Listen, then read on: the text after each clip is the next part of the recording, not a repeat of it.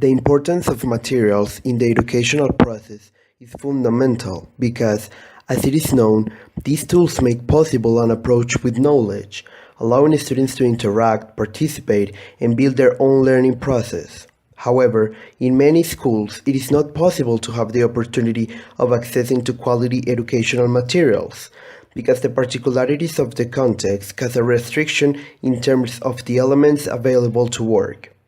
This absence, moreover, has a direct impact on the students' learning because it not only forces teachers to work from a decontextualized position and without anything that supports their practice, but also makes students have a restricted learning since they have no instruments to sustain and estrange their processes. But the problem not lies only in the lack of materials in schools, but in the very marked inequality in educational activities.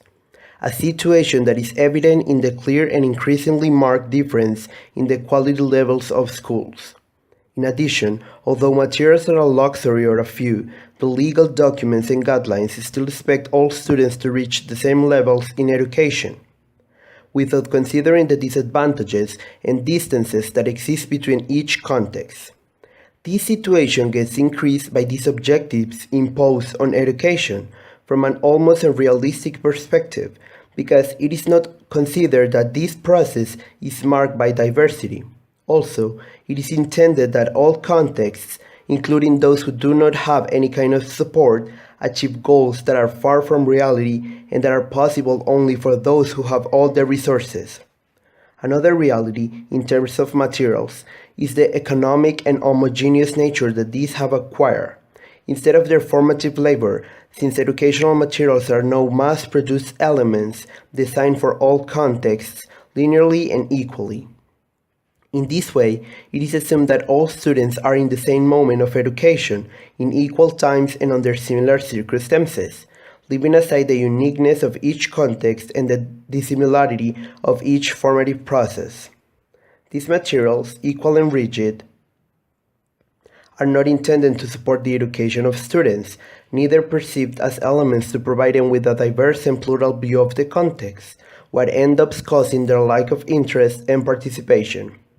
As a result, students find themselves facing instruments far from their reality and that are not related to what they perceive in their context, which makes them see education as an empty and not related process to the elements that make up their daily life.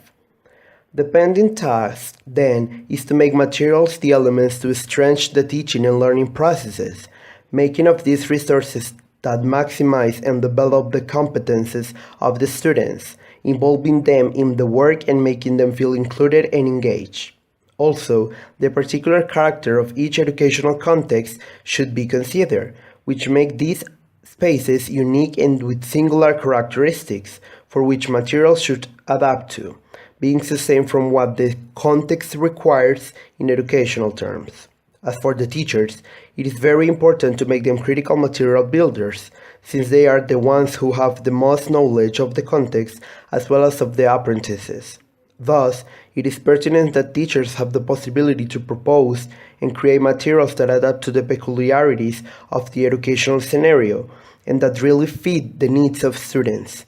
being this an action that not only endows the process of meaning, but also allows a greater fluctuation and exchange of knowledge.